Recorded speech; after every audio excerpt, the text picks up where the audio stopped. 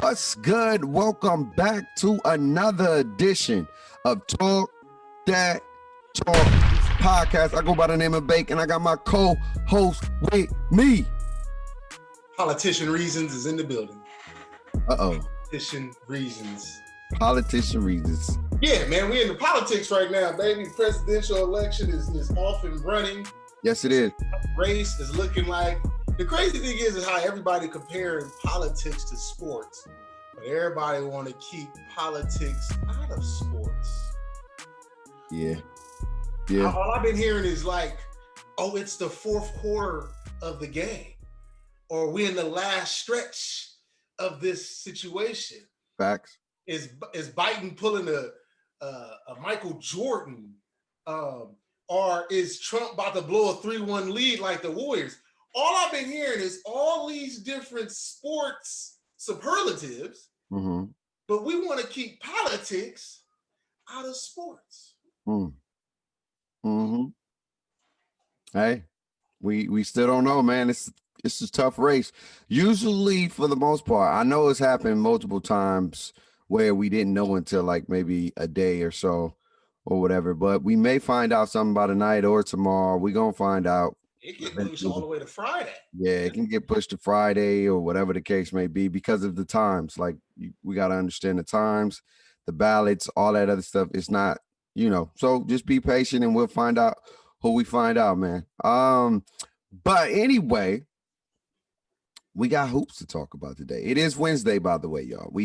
It's been busy. We was out there in the trenches voting yesterday.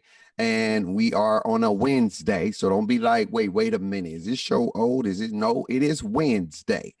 Okay. And we doing our segment, man, where how these teams can be great. And we got two new teams for them. Who we got for them today, Reese? Hey man, we got the Atlanta Hawks. You feel me? Atlanta City. You feel me? And we got Minnesota Timberwolves, real blue collar. And those are two teams we got going forward right now in our, I guess we could say 30 teams in 15 episodes. I think that's how that math works. Yeah. So 2 teams, 30 teams. Yeah, 30 teams in 15 episodes. Yeah. Okay. So who we gonna focus on first, man? Let's talk about them Hawks, man. Because you're an Atlanta Falcon fan, so I feel like but I'm not an Atlanta Hawks fan. But I do like some of those ball players they got though. Yeah, I mean, when I look at the Hawks, facts. They got a star. Yeah, they do. We're gonna keep that 100. Trae Young is an absolute assassin. Yes. Offensively, but on the other side, he's a liability.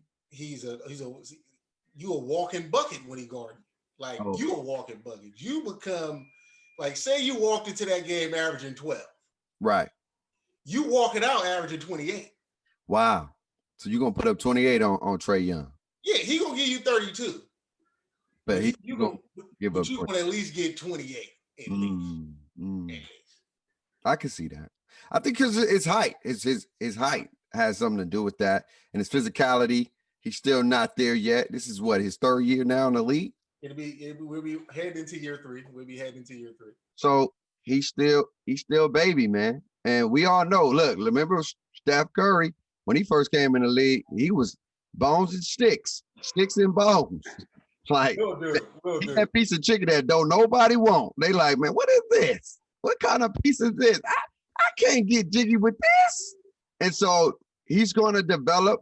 He's going to mature. His body's going to get stronger, and he's going to be a problem on the defensive end. So I see why he's a liability right now. But they do got some other studs on that team, man.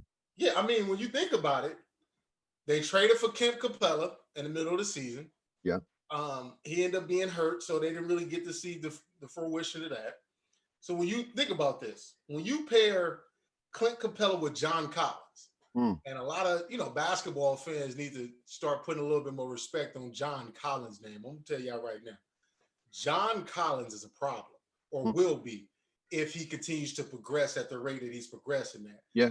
Because the Hawks without John Collins is a whole different team than the Hawks with John Collins. And yeah, it may not show up in the standings and the record, Right. But John Collins is a huge call. And they need DeAndre Hunter, who was their first round draft pick last year. And they need Cam Reddish out of Duke, go Blue Devils. They got to step up. They got to make that step. I mean, again, young guys need to make that turn. And we ain't talking, they ain't got to become like all-stars next year. You know, right. That's not us. We're not saying they got to go do that. But they got to make that turn. Cam Reddish has to become way more consistent. Yeah.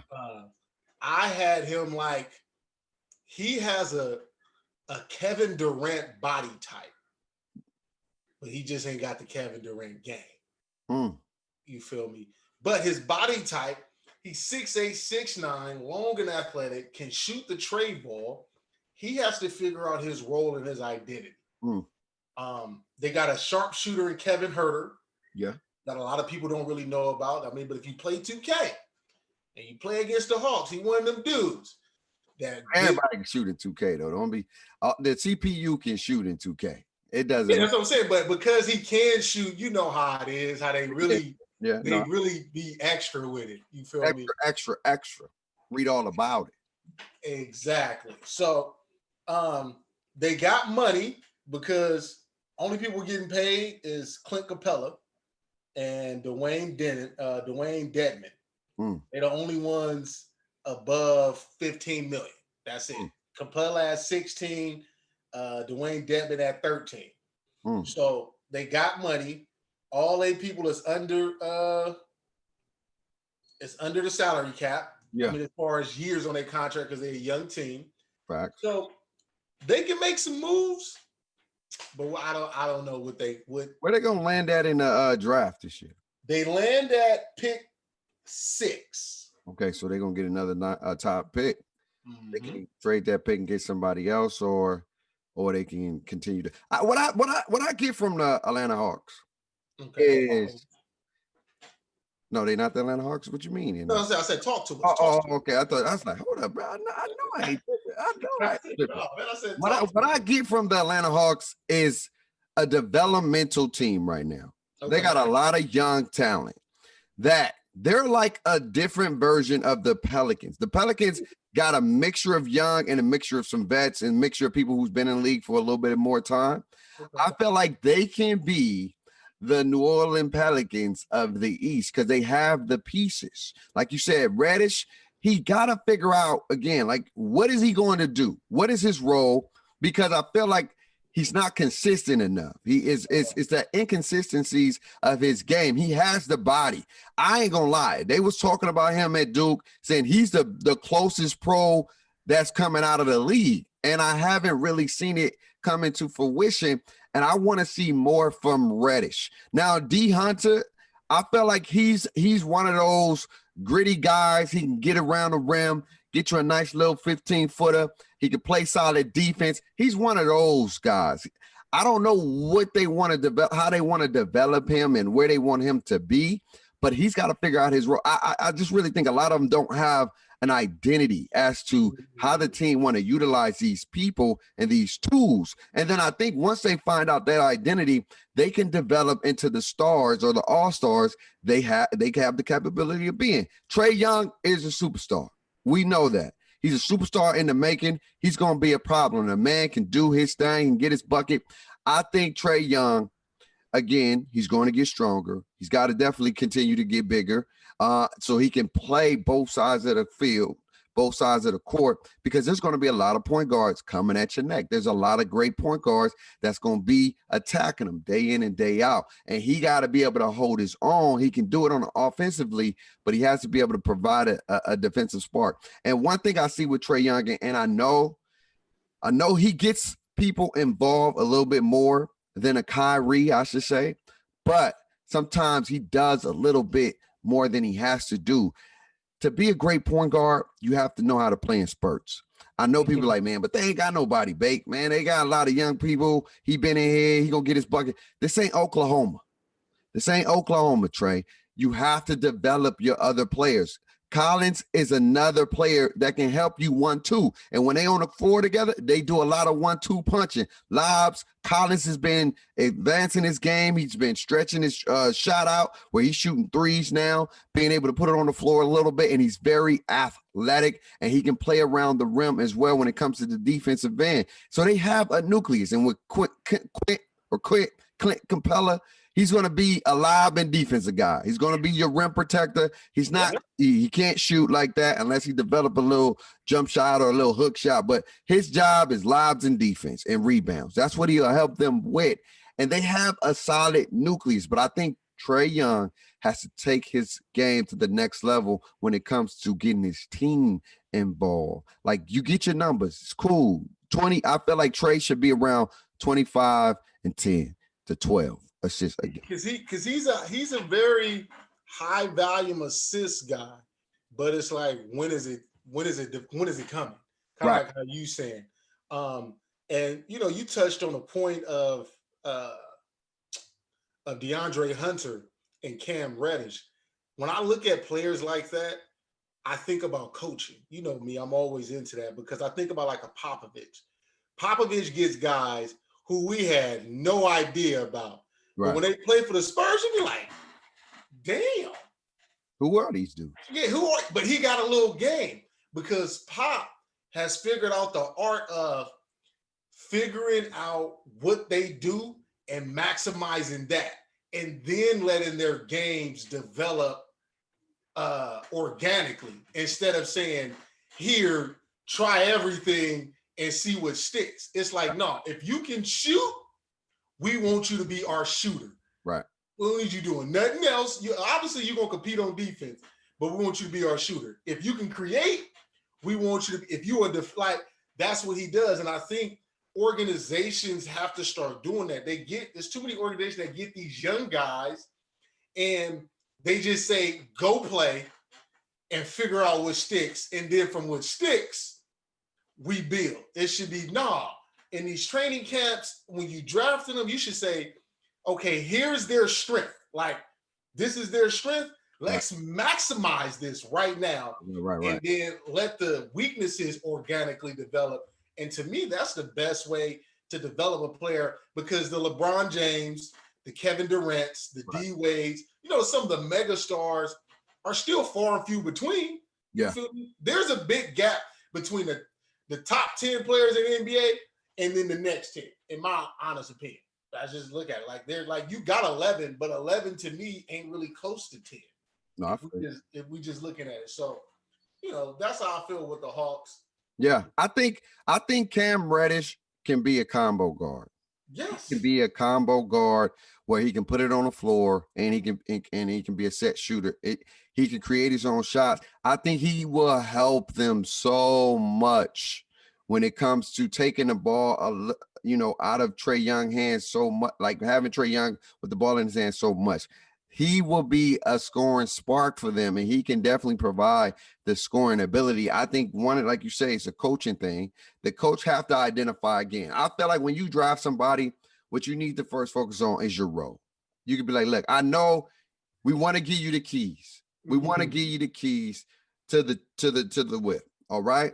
But before we give you the keys to the whip, we want to run your credit. All right. We got to run your credit. We got to get your paperwork. Then we want to make sure everything is valid. And then once we make sure everything is valid, we can tell you what you qualify for. Okay. So when you have these preseason games and you have these games where you testing out your skills, this is what you see what he qualifies for. And then you say, you know what? Hey, Reddish, look, I love what you do here. You are amazing at this. We will continue to grow on that end, but we want you to be this guy for us this year. In the offseason, we're going to work on this side of it, but let's maximize this. When we in the drills, when we in practice, we working on that. And it doesn't mean you can't work on the other things as we go through the season, but these are the things I want you to kind of maximize when you're in the game. Look for these specific shots if you can get them. Look to try to create your shots in these ways if you can get them. And then, you know what I'm saying? You continue to improve. You build on in the offseason. If there's a lot of guys in this league, they don't build on skills. They keep the same. I give you a prime example. And I love this dude because I feel he has so much potential. Ben Simmons, and we ain't gonna put on it too long because we'll get to Ben Simmons when we get to him. But I feel like Ben Simmons has so much ability, and he just limits himself. He limits his ability by just doing the things he does very, very well. I get it. We get it. You about 7 foot. You a defensive specimen. You can get to the bucket. You get when it comes to driving and downhill. But what happens when you need to be able to shoot the ball? You've been in the league, what, 4 or 5 years now? It's damn near year 5. Because I mean, like I said, we ain't gonna spend too much time, but I look at it. When you hurt your knee, foot, or anything, right? You can't run. Only thing you can do is sit there and shoot. I've torn my ACL, and I've been back at Fresno State. You saw me. I couldn't run up and down the court, but what I could do is catch and shoot because it just take a little legs and some arms. And my jump shot got so much better because that's it. I couldn't do nothing else but stand there and shoot. And so when, like what you said, when it goes into development, it's just about finding your niche. Right. We are such a microwave society. Right. Microwave. We don't want to put that in that oven and let that thing bake for a little bit, no pun intended. Yeah, and let it, get the nutrients. We ain't about marinating it and putting the chicken in that thing bare bone. Pause. Yeah, you feel me? Letting it. So when we take it out, it's just like whoa, dry, no seasoning, no nothing. You feel me? No, I feel you just want to put in the microwave, cook. I need this done in 2.5, 3 minutes. Bring him out and let's see what it is. When you put in the oven, that oven is 35, 45 minutes. Yeah. You bring it out, the whole house smelling like that. You be like, whoa, this is gonna be fire. It's fire. And that's what you want in the development of your young players. Right. You want that fire. You want that microwave, cool. But that microwave, all you gonna do is keep reheating it. Yeah. So you keep reheating it. So, you want like a combination. This is the best way I can put it before we move on to Timberwood. You want like an air fryer. Where it's gonna cook real good, real fast, but it's still gonna be instant. That's what the air fryer provides you. Air fryer provides you instant, highly cooked, good food. If you're trying to be instant, you don't want microwave. You want air fryer. You want air fryer or oven. Air fryer. Stay out the microwave. Yeah. But they got potential, man. Like I said, they do. The Pelicans of the East. They have a lot of weapons. They got a lot of pieces, and they got a big draft pick. And it's a lot of solid players coming out this year. So, they can even add on to that young talent, or they can trade to get a vet or somebody that's a staple in the league that can help provide some more leadership or whatever the case may be. But I really think they have potential definitely to make the playoffs this year if they can figure out a way to put it together. And if they do that, the Hawks will be a solid team again. Now, I ain't saying they winning no chips no time soon. I feel like that's late down the line, but they have potential. Let's talk about these Timberwolves, man. The Timberwolves, man. Who they got in towns? No point intended. I like that. They got a lot of great talent. And they got the number 1 pick, if I'm not mistaken. Yeah. Or the number 2. Is it number 1? Number 1 pick. So let's talk about Timberwolves, man. How could the Timberwolves improve? I felt like they're always on the cups, and then they figure out a way to just fall apart. They start strong and never finish strong. Well, the whole Andrew Wiggins experiment didn't go well. No. And I feel like they blew it with the Jimmy Butler experience because Jimmy Butler got them to the playoffs. But he was, quote unquote, too hard on the guys.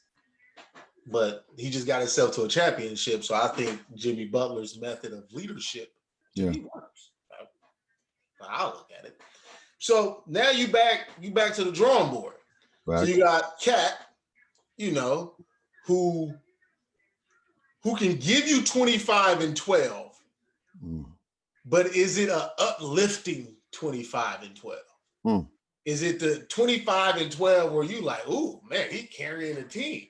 Or is it just 25 and 12? Like right now, Karl Anthony Towns is basically Kevin Love. inside outside game, great numbers, but the team has nothing to show for it. And so you bring in a D'Angelo Russell, who went to Brooklyn, became an all-star after leaving LA.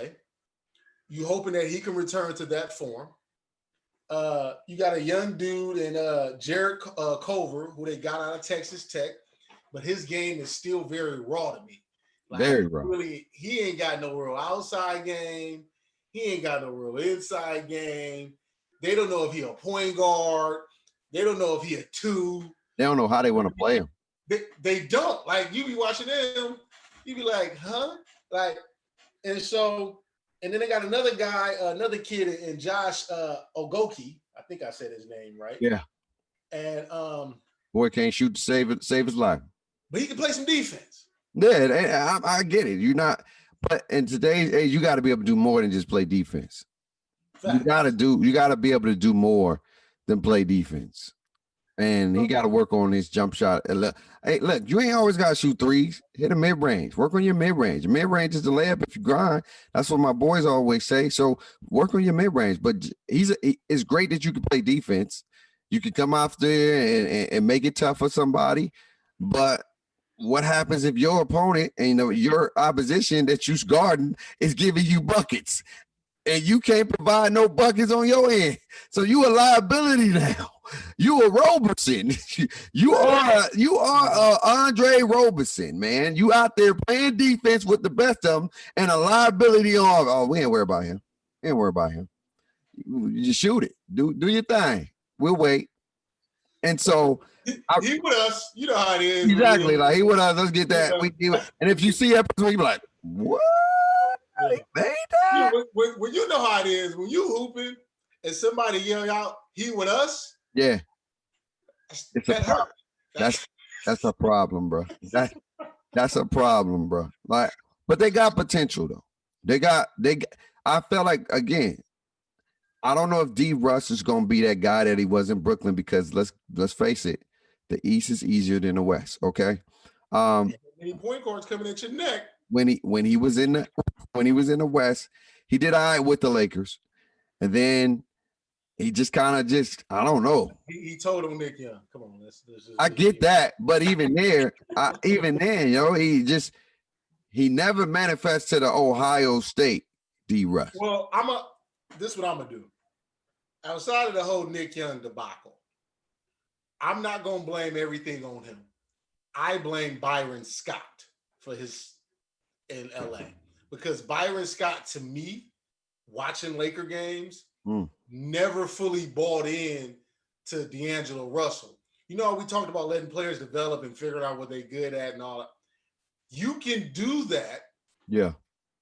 When you have surrounding parts. The Lakers were like at the bare minimum. So in that situation, you go let him play. You feel me? Like, there are circumstances that kind of dictate situations. When you have surrounding parts like the Hawks, when we go back to the Hawks real quick, they have Trae Young, they have John Collins. So Cam Reddish and Hunter can kind of just go be specialists, because you already got a mega star that's going to carry a lot of load. Yeah. When you come into a team with D'Angelo Russell being a number 2 pick, he was a number 2 pick. When you come into a team like that, where there is nothing there technically outside of aging Kobe, you need to just let him just go. And let him figure it out and make his mistakes and let him play. Byron wouldn't do that. He has this weird thing of how he wanted to coach so old school, and it hurt the development of Lakers, because you got a young D Russ and an old Kobe. Like, you might as well just let him play, because the Lakers weren't winning nothing at that time anyway. So why are you trying to hold back his development? And then we got the Brooklyn. What did Brooklyn do? Again, the East is a little bit easier, but they let the boy play. He did his thing. I'm not saying he ain't got the skills. The man got the potential to be a hooper. He's a hooper for sure. I like these dudes. They play in the NBA the best of the best. But when they go out and play pickup game, they be letting people have it. They be giving people buckets. I saw Montrezl Harrell. I was like, bro, where was this Montrezl Harrell? He was out there in LA, UCLA, I believe, giving people buckets, hitting fadeaways, dunking on everybody. I was like, what? Wait a minute. Like, where was this at? And you realize like they're playing against people that's not in the NBA, and they could be some G League players, some developmental players, but it's just different. It's levels. It's levels. So I know D Russ is not a bad player. No. I just don't know how they're going to utilize him, number one. And what are they going to do with that draft pick? Who they're going to pick up? That's going to be a huge thing. They got pick 1, 17, and 33. They can, like I said, they can trade or they can just rebuild. My thing with K Towns, look, you know, RIP to his mom, he lost his mom and stuff like that. I think with K Towns, I know they talk about his heart. I felt like what the Timberwolves is going to have to determine based off these draft picks is who do y'all want to play through?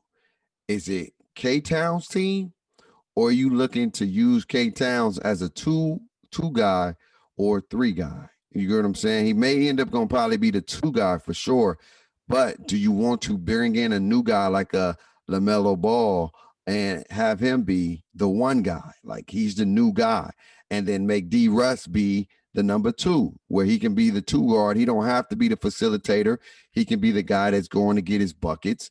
And Melo can be the guy that creates buckets, who can get his bucket. Because Melo is very unselfish. And that's what I love about his game. He's very unselfish, and he has the size.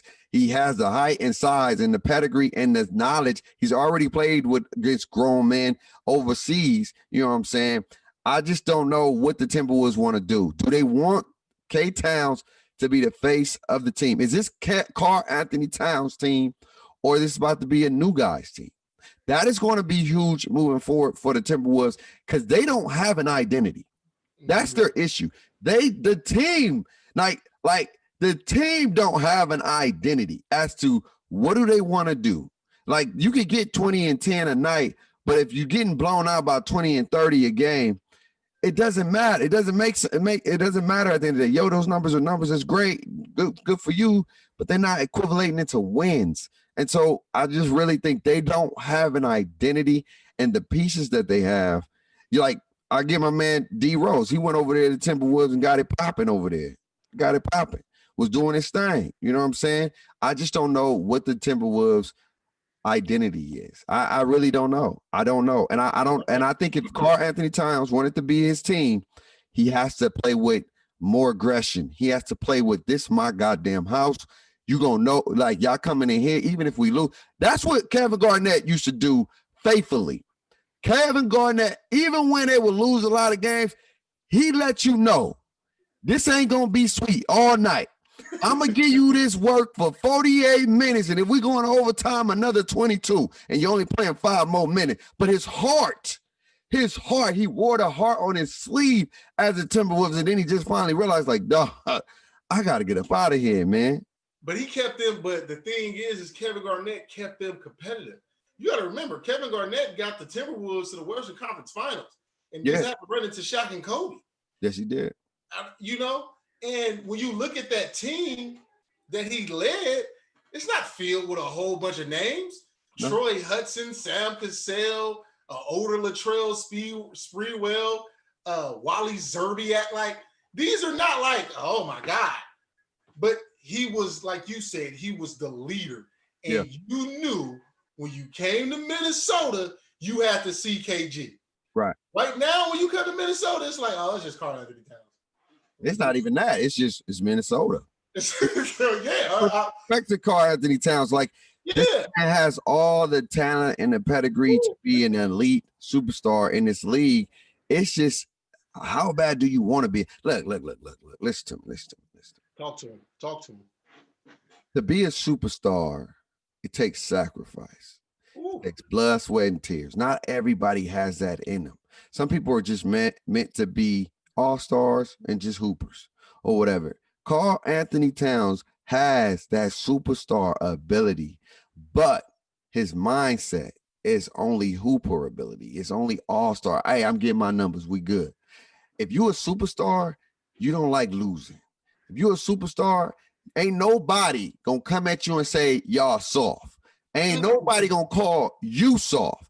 and you ain't nobody gonna come for you like that. If you a superstar, you gonna check Jimmy Butler. You bigger than Jimmy Butler. If you coming at me, imagine, God rest his soul, if Kobe came at Shaq, I guarantee you they had fights. I guarantee you Shaq would have been like, bro, I will beat your little, you know what I'm saying? Hey, I don't give a damn who you is. I'm 7 foot 3. Boy, I'll put my foot so far up, yo, don't play with me. Ain't no way in hell I'm letting another man call me soft butter biscuits. All right? I am not soft butter biscuits, a.k.a. Red Lobster, a.k.a. Grandma Biscuits on Sunday morning breakfast. You ain't gonna never. You may say, hey, man, you ain't tall enough, whatever, but you ain't gonna never call your boy soft butter biscuits. And for him calling them soft, that lets you know his heart is just not in it to be a superstar. He has the potential, the skill level, all the tangible. He can hit you from the outside in. He can play defense, but the heart, it's not there. And he got to identify. He got to figure out if that's what he want to be. If you want to be a superstar, it's sacrifice, man. And not everybody's, ready to do that, or not everybody's capable of doing that. And so we're gonna have to see who's gonna be the leader of the Wolves, because right now they don't have a leader. They have players on there that's just hooping and getting their numbers and getting their checks. And that's my issue with the Wolves. They need a leader. They need a leader, and they need to figure out who's going to be that guy. Yeah, because like I said, when I'm looking at it right now, I'm not putting Karl-Anthony Towns top 5 big man in the league, but he should be. He should be a top 5 big man. Who's in the top 5? Who's the top 5? Jokic. I'm just saying big men. So okay. I'm not gonna go centers and big men. Okay. So let me start over. I got AD. Okay, I was about to say that was so disrespectful, but it's okay. Because at first I just went center, so let me just go big men. Yeah. I got AD, Jokic, Embiid, Nurkic. You got Jokic over Embiid? Yeah, because I don't have to question. I know Jokic gonna say, look, yeah, I can shoot this jumper, but let me go ahead and get in this paint and get these buckets. I'm not sold that Embiid is willing to do that all the time, because he even said it. It's a different game. It ain't like this. I'm talking about skill set though. But skill set, well, Jokic is a better passer than Embiid. Okay. He's a better shooter than Embiid, and he plays in the post more consistently and can get a bucket better than Embiid. Okay. Well, I feel you. I ain't knocking. So you got Jokic, then Embiid, and then who else? I got Nurkic. Out of Portland. Okay. And then this is right on the spot. I ain't had a chance to go through and look at this. What about Porzingis? I can put KP. KP. You got KP. It's not that many. It's what I'm saying. It's not that many, because I'm saying I got Karl-Anthony Towns in that mix, but I'm just trying to see. I'm trying to make sure I ain't missing nobody. Who else is a big man in there? Yeah, I know. I'm trying to think. You got Dallas, Lakers, Clippers. Yeah, there's not a lot. I'm thinking about the West. We got Drummond. I like Drummond, but you know what you're gonna get. Drummond gonna give you 16 rebounds a game. Yeah. You know that. Like, that's not a you don't have to ask about it. You just know. The market when he's healthy. Who? Cousins. Boogie. Yeah, man. But I'm saying it should be, when we talking about the big man, it should automatically be Cat. Yeah. But we sitting here thinking of names, and we know Cat is there, but we not saying Cat. Cat should be right there with AD, Jokic, and Embiid. And we should be sitting here saying, AD is 1, but 2 through 3, it should be like this, kind of how you brought it up. It should be like this. But right now, Cat is not better than, overall to me, than Jokic and Embiid, and he was progressing better than them. Jokic and Embiid missed the first 2.5 years of his career. Yeah. While Cat was playing. Facts. I think for sure we got to talk about this on another episode, is big men trying to be point guards. And only one right now is doing it at a high level because he played point guard.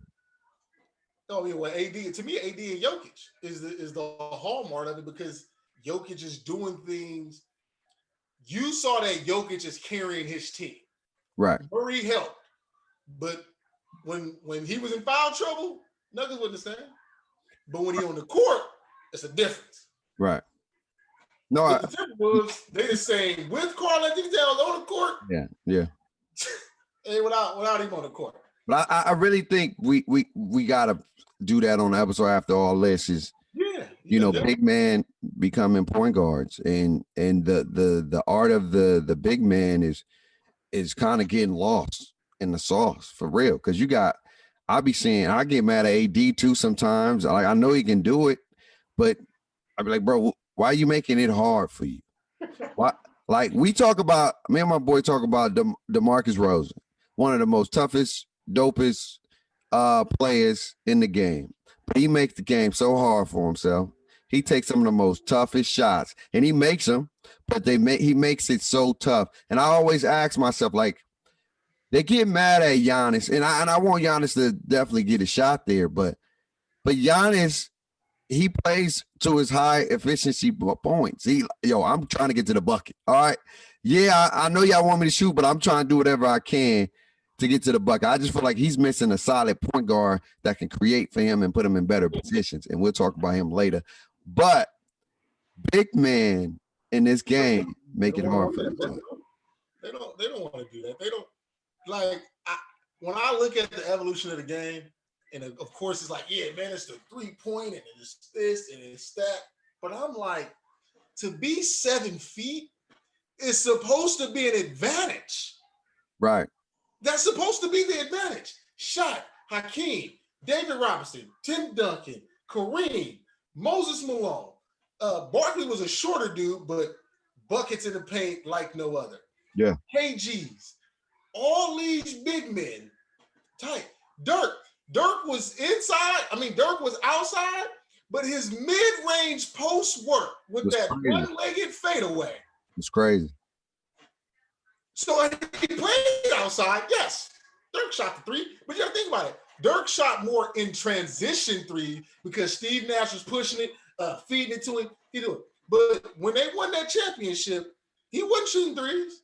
He was giving Bosh and everybody that worked in that 15 below area. Take this. What you gonna do about it? Not You feel he did whatever he want. And so when I'm looking at big men, before we get out of here, they out there just let me just settle. Let me just sit out here. I ain't trying to bang no more. I'm trying to preserve my. You think Shaq gave a damn about his body? He played the same 82 games. Hakeem, Patrick Ewing, Alonzo Mourning. They played the same 82. It was Rick Smits. People don't even talk about Rick Smits. Rick Smits was the problem.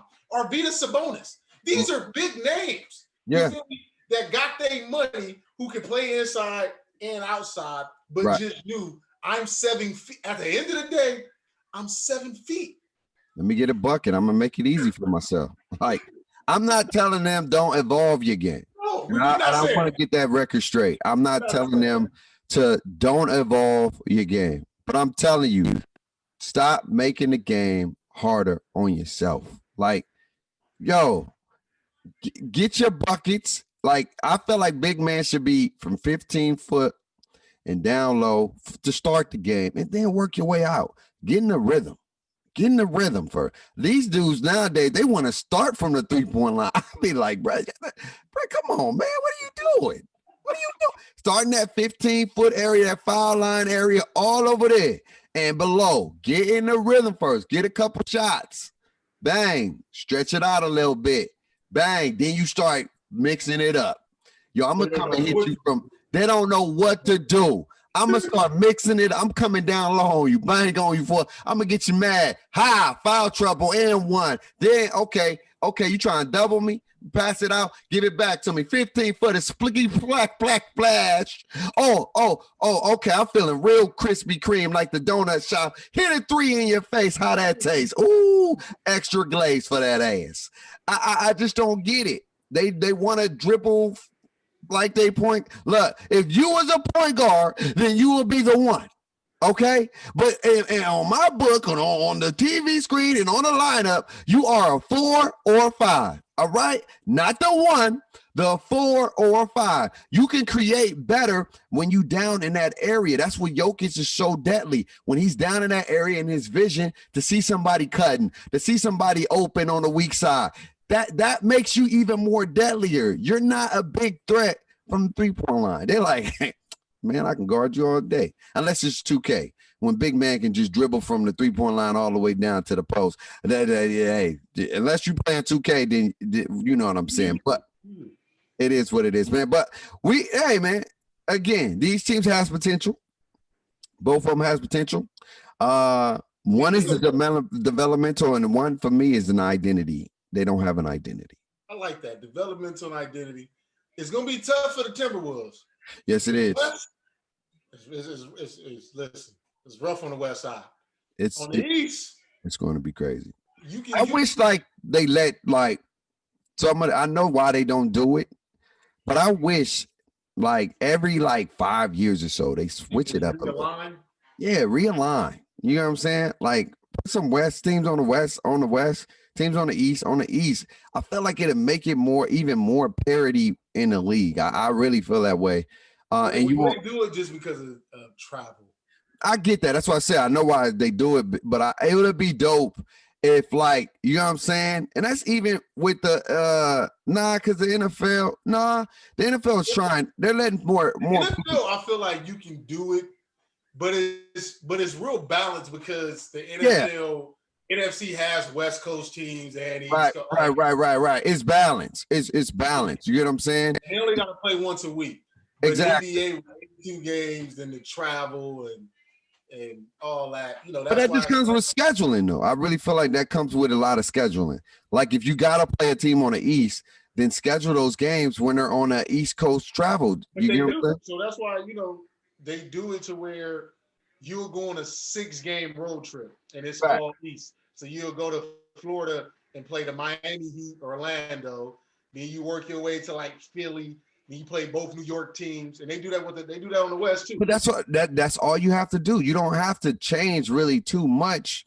You just when you're going on the East Coast and you're going on your road trips, that's who you play. They in a division or whatever the case may be. When y'all playing in the playoffs, if they make the playoffs, then you got to travel anyway. You get what I'm saying? And so it'd be dope. I feel like it'll provide the team with more parity, and you won't continue to see the same faces. But again, it changes based off the players that's on the team and all that good stuff. But next week, who we got, man? Who we got next week?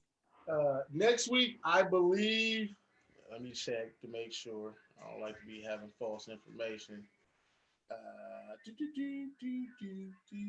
Is it Detroit? Detroit and New Orleans, right? Mm-hmm. Next week it'll be Detroit and New Orleans. Be interesting to talk about those dudes. It's gonna be different, especially Detroit. Especially Detroit. Yeah, we got to do our homework. Detroit sounds like a real homework team. It's gonna be a homework team for sure. I'm letting you know that right now. But anyway, man, anything you want to say to people before we get about here, man? No, man. Just everybody stay on P's and Q's when it comes to this election. I just hope that whoever side wins, everybody can just peacefully just accept what's going on. Right. Tomfoolery does not need to exist. We are already such a divided nation. And at some point, we got to start working on the coming together of our nation. It's going to be hard. Yeah. And I mean, like I said, that's just the hope. The realistic of it, I'm not too sure. But like I said, man, I just hope everything goes smooth and just let these poll results be what they are. I am happy to hear that people are voting this year. Like this is an No. Based off the stats. The 19 or 18 to 29 got the same exact numbers as last year or last time it was time to vote. There was no increase. Well, but they're saying in certain counties there have been an increase versus last election. But overall, though, we haven't. it's still the same percentage. Okay. So and I was just looking at more or less. But at the end, like I said, at the end of the day, that's on them. They don't vote, don't complain. All right. I don't want to hear. The only thing I hope is that, regardless of the results, we try to work on being unified. It's going to be hard because you see where people lie. When it comes to voting, you see how people, where they put their tides to, like who they like, what side they own per se, or whatever the case may be. And I think it has a lot to do with both candidates having their cons. And it's like we was talking about yesterday, it's like, it's kind of like a lose-lose situation because both of them have issues. It's just a lot of people don't like this dude because of this, and a lot of people really don't want to vote for this dude because of his history. So it's a whole bunch of stuff. Like it, and I see why we're even more divided, but I really feel like moving forward, we got to work on being unified and understand we all just God children. All right. There's a lot of people that just has a lot of hatred in your heart, and all you can do is forgive those, love them from a distance, and pray for them. But we're all God's children at the end of the day. We're all here on this earth to love and to prosper until it's time for us to go home and get called. And so I really hope that we can figure something out moving forward, because I don't want to be out there seeing the rioting, the shootings, and I damn sure don't want to see no white supremacy rolling around these streets shooting up minorities and stuff. And I don't want it to become, people may not agree, but I don't want it to become no black supremacy type stuff either. Like I don't want to. Like we could be, everybody could be in their lane. Yeah. You feel me? And in our lanes, we could be together in unison. You just think about a freeway. We all on the same freeway. We in our different lanes. We just traveling in a different direction. I may get off here. Yeah. You may get off there. That ain't no problem. Unless you're in LA traffic. Yeah, then we all stuck. We all stuck. Yeah, and I think right now we all in LA traffic right now. We in LA traffic. All of us are stuck. And we don't know which way, which how, whatever. We stuck in that thing for 3, 4, 5, 8, 20 hours. 4:05 at 5 o'clock. Just figuring it out, like, bruh, moving just like this. Mad. Looking at the time. God damn, it was 2 hours. I ain't even moved. Mad. But anyway, y'all let us know in the comments below. What do y'all think about these teams? How can they improve? And let us know about the voting. And how it is tomorrow, man. Football is going down. It's gonna be lit. I'm running away from this league. You know what I'm saying? I'm running away from it. Ain't nothing you can do about it. But y'all stay safe, stay blessed. Y'all already know. Remember to talk that talk. We love y'all. Peace.